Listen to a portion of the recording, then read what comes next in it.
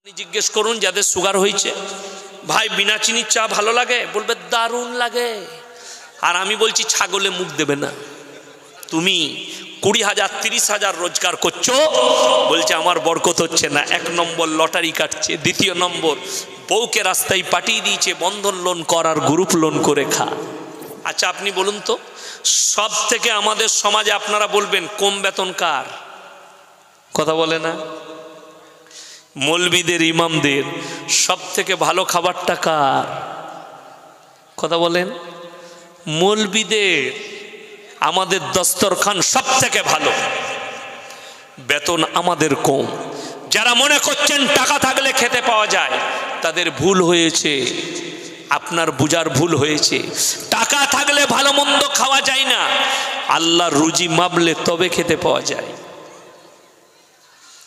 আপনাকে বুঝিয়ে দিই, ইমামের বেতন ধরেলেন কোনো মসজিদে 6,000, কোনো মসজিদে 10,000। আমি 10,000 ধরলাম ম্যাক্সিমাম। কত ধরলাম? 10,000। 10,000 টাকা বেতন ইমামের। সে বেচারার আল্লাহ এত বরকত দিয়েছে, তাকে লটারির টিকিট কাটতে হয় না। তোমার 50,000 টাকা রোজগার হারামখোর প্রত্যেক দিন 10টা লটারির টিকিট কাটে বরকতের জন্য। ঠিক বললাম না ভুল বললাম? লটারি এই জন্য হারাম। সকলে বলুন ভাগ্যের মালিক কে? ভাগ্যের মালিক যদি আল্লাহ হয়, তুমি কি করে নিজে থেকে ভাগ্য পরীক্ষা করছো? যে লটারি কেটে দেখি আমার ভাগ্যে কি আছে।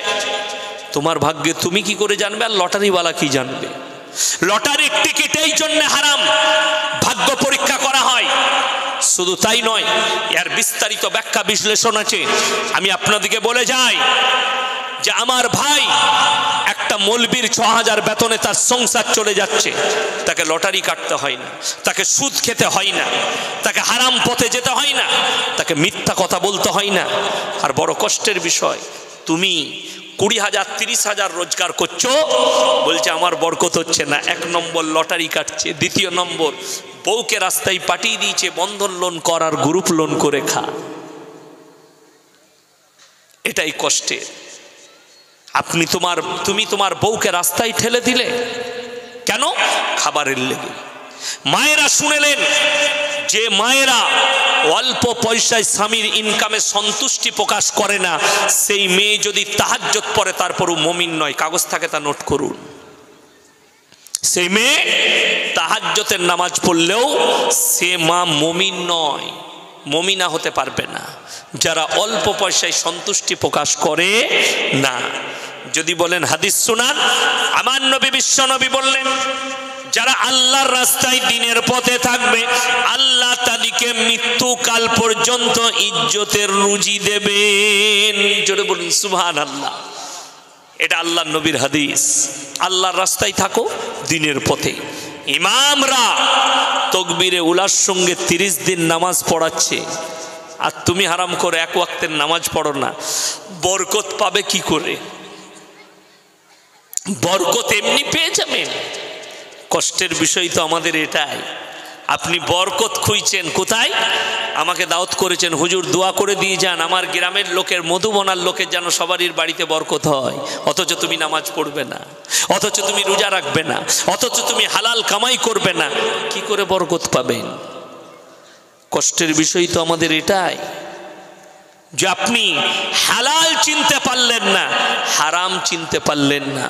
আমার মুসলমান ভাই, লটারি থেকে, সুদ থেকে, জুয়া থেকে নিজেদিকে সবাই দূরে রাখবেন। জোরে বলুন ইনশাআল্লাহ।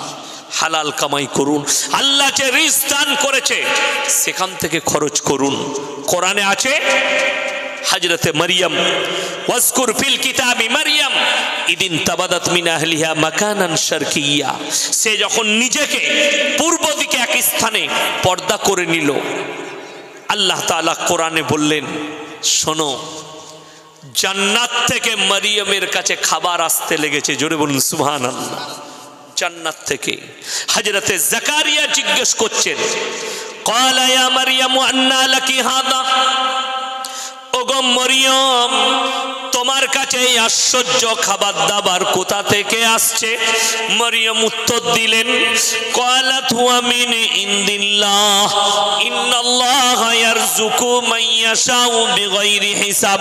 আল্লাহ যাকে ভালোবাসেন যাকে পছন্দ করেন তাকে বেসুমার রিজক দান করেন। কোথা থেকে দেবো, কেমন করে দেবো, আমি আল্লাহ ছাড়া পৃথিবীর কেউ জানে না। এটা কোরআন। আমার মুসলমান ভাই, আল্লাহ রুজি দান করেন। যাদের বিশ্বাস হয় না, সকালবেলায় উঠে জলঙ্গি ম্যান রোডে চলে যাবেন বাজারে, সকালবেলায় উঠে দমকল বাজারে যাবেন, 100টা বড় লোক, 100টা কোটিপতি আন্ডার প্যান্ট পরে ছুটছে, 600 গয়কার র। ডাক্তারে বলেছে 3 কিলোমিটার হাঁটবি। কোটিপতি সকাল থেকে সন্ধ্যা পর্যন্ত 10 লাখ টাকা ইনকাম করছে দোকানে বসে, ব্যবসায়ী বসে, কিন্তু যখন রাতের বেলায় বাড়ি পৌঁছাচ্ছে, ডাইনিং টেবিল, আপনি গরিব মানুষ, ডাইনিং টেবিল নাই, সে ডাইনিং টেবিলে বসেছে, কিন্তু যখনই খেতে গিয়েছে পুরা রুটি আর করেলা ভাজি। কথাটা বুঝতে পারেননি? ডাক্তারে নিষেধ করে দিয়েছে। এইরকম লম্বা রিপোর্ট বার করেছে রক্তর, 450 সুগার, 430, খালি পেটে। ডাক্তার বললে তুই তো মরে যাবি। স্যার কি কি খাবো? বলে ধর আমি লিস্ট করে দিচ্ছি। সকালবেলায় উঠে 1 কাপ বিনা চিনির লাল চা, বিনা চিনি। আপনি জিজ্ঞেস করুন যাদের সুগার হয়েছে, ভাই বিনা চিনির চা ভালো লাগে? বলবে দারুণ লাগে। আর আমি বলছি ছাগলে মুখ দেবে না। বিনা চিনির চাটা ভালো এই জন্যে লাগে, সুগার হয়েছে বলে। যদিও রোগটা আল্লাহ দেয়া কি নিয়ামত, রোগ আল্লাহ দেয়া নিয়ামত। আমি আপনাদেরকে বুঝাচ্ছি রুজি আল্লাহ কিভাবে মাপে, শুনেলেন? ডাক্তারকে বললে স্যার আর কি খাবো? এক মুঠো সাদা চিড়ে ভাজা খাবি। 9টার সময় একটা পোড়া রুটি খাবি, তার সঙ্গে ভেন্ডি ভাজি নাইলে করেলা ভাজি। বললে স্যার গরুর মাংস? বলে ছুতে পাবি না। মুরগি? বলে ধারে পাশে যাবি না। খাসি? বলে স্বপনে ভাববি না। কি খাবো স্যার? দুপুর বেলায় 1 কাপ মাপা চালের ভাত খাবি, তার সঙ্গে করেলা ভাজি খাবি, শাকসানা, করেলা ভাজি, শসা, এগুলো খাগা। জলঙ্গি বাজারে তোমার কর্মচারী দোকানে গাড়ি লোড করে, রডগুলো চাপিয়ে দেয়, সিমেন্ট লোড করে, সব হয়ে গেছে। বেলা 12টায় হোটেলে গিয়ে বসেছে। কি কি খাবো? কি কি নেবেন দাদা? বলে কিমা দে, ভুনা দে, চাপ দে, আর মাংস দেনে মাখিয়ে খেয়ে বলি। কথা বুঝতে পারেননি?